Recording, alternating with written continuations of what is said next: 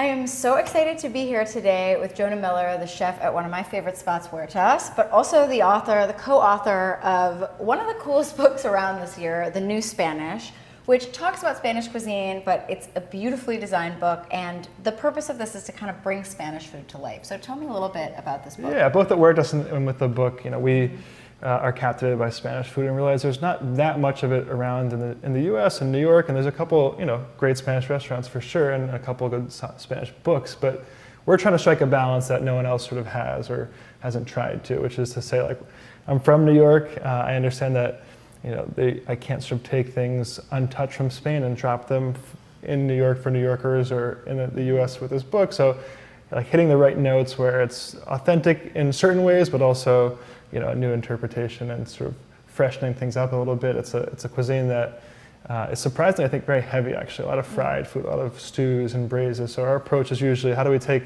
kind of the core ingredients but make it something you want to eat every day instead of for a special occasion. Right. And so one of the things that I love that you do at the restaurant as well as in this book is you talk about conservas, which is like canned seafood, which we think of as being terrible. But is actually a delicacy in Spain. So we're going to make the mussels version of this dish, and let's get started cooking it. And we'll talk about it. The first part of it is a very sort of typical traditional steaming of mussels. So a bit of olive oil is going to go into the pot here, and then if it's not too aggressive, a move I like to do for the garlic, instead of getting my hands all messed up or worrying about maybe slicing my fingers, is just take the whole pot and just slam it on there a little bit. Amazing. And that bruises them just enough. So these are going to start toasting, and then we're also going to finish this, we're going to make a toast with the mussels, so you can see an application of once you've pickled some mussels, how do you use them and serve them. So that's going to have some parsley, so we have some parsley stems around, and an easy, logical addition to the mussels. So they'll go in there. A bit of white wine.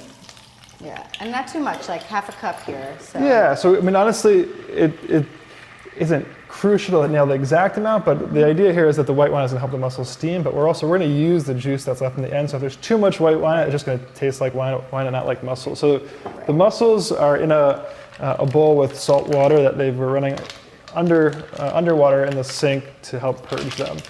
Whenever you're using mussels, clams, making sure they're not sandy.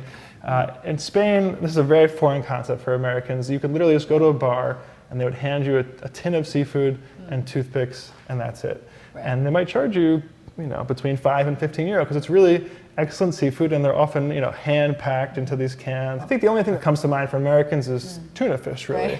Right. And that's sort of, there is great tuna, but that's not necessarily what's exciting for people. But the idea of mussels or octopus or clams in cans, and also, as you can see with that one and what we make today, it's not just sort of sitting in water or even just sort of mediocre oil, it's going to be seasoned.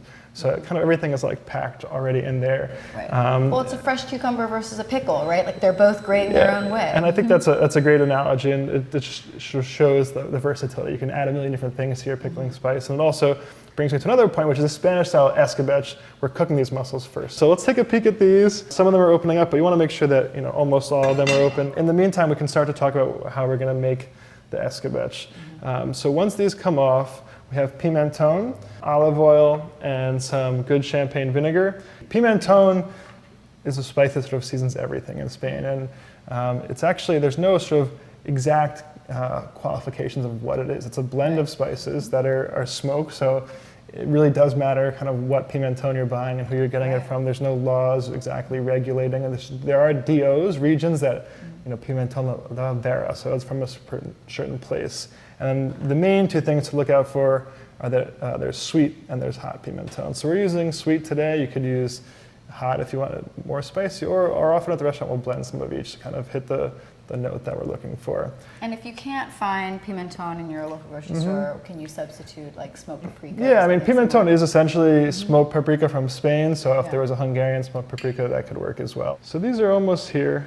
So at Huertas, the sort of step that we take, which is a little bit further than they would in Spain, instead of just passing you the can and nothing else, we usually assemble some pintxos. All right, here we go. So the mussels are ready to go. Let's pull these off. And so now we're gonna save that juice. Yeah, so this juice is a very important and critical ingredient to the rest of the dish. So, and we can just sort of pop them open, and I like to sometimes, if there is a little bit of a beard still, instead of trying to pull them off and yank them before you cook the mussels, you can just sort of snip that guy off then. So we'll let that go into the shells. And it'll make you look very pro.